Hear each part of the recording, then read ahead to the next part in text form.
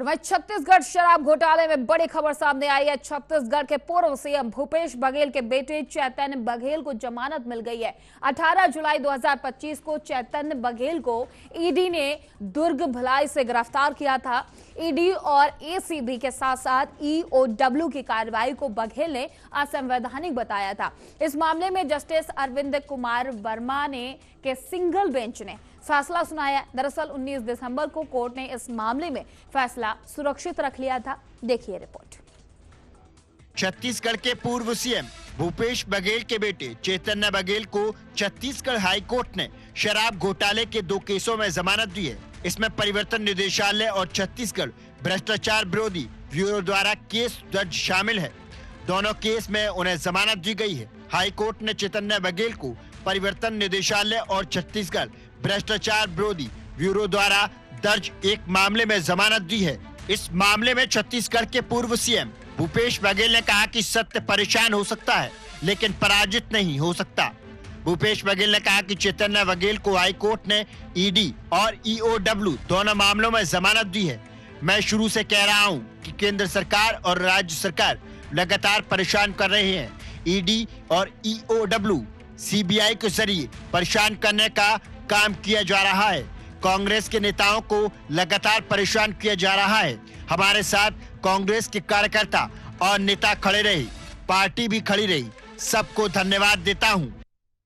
और इसे लेकर कांग्रेस संचार मीडिया के प्रमुख सुशील आनंद शुक्ला द्वारा जानकारी दी गई। उन्होंने कहा कि चैतन्य बघेल को बिलासपुर हाईकोर्ट से जमानत मिली है। हम लोगों को इस बात का पूरा अंदाजा था कि देर चाहे जो हो लेकिन न्याय जरूर आएगा। छत्तीसगढ़ के पूर्व सीएम भूपेश बघेल ने कहा कि भारतीय जनता पार्टी और केंद्र सरकार विपक्षी दलों को टारगेट करके कार्रवाई करती है। जो लोग डर जाते हैं वो उनकी पार्टी में शामिल हो जाते हैं, जो नहीं डरते हैं वो जेल जाते हैं। देखिए रिपोर्ट। इस फैसले के बाद कांग्रेस नेताओं में खुशी की लहर है। कांग्रेस के नेताओं और कार्यकर्ताओं ने इसे न्याय की जीत बताया। भिलाई नगर विधायक और कांग्रेस प्रवक्ता देवेंद्र यादव ने कहा कि जो भी बीजेपी और पूंजीवाद के खिलाफ आवाज उठाता है उसे दबाने की कोशिश की जाती है, लेकिन सच अंत में सामने आता है। उन्होंने चैतन्य बघेल की जमानत पर खुशी जताते हुए बघेल परिवार को शुभकामनाएं दी। ईडी ने छत्तीसगढ़ शराब घोटाले में 3200 करोड़ के घोटाले का दावा किया था। ईडी ने शराब घोटाले को लेकर जांच में कई अहम खुलासे भी किए थे।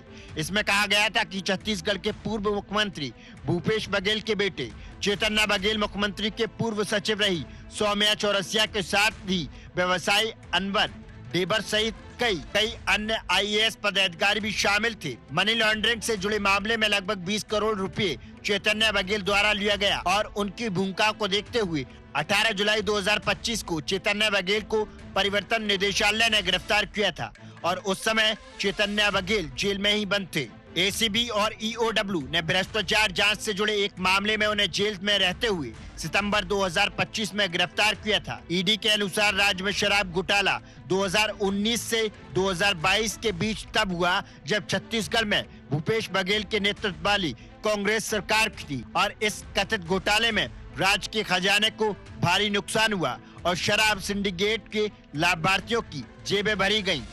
आबकारी घोटाले में परिवर्तन निदेशालय ने चैतन्य बघेल को मुख्य कड़ी माना था। इसके बाद ही मुख्यमंत्री कार्यालय में उप सचिव के पद पर तैनात सौम्या चौरसिया को आबकारी घोटाले में मीडिएटर की भूमिका के तौर पर शामिल किया था। डीएमएफ घोटाले में भी सौम्या चौरसिया की भूमिका संदेहास्पद रही है, जिस पर वह जमानत पर थी।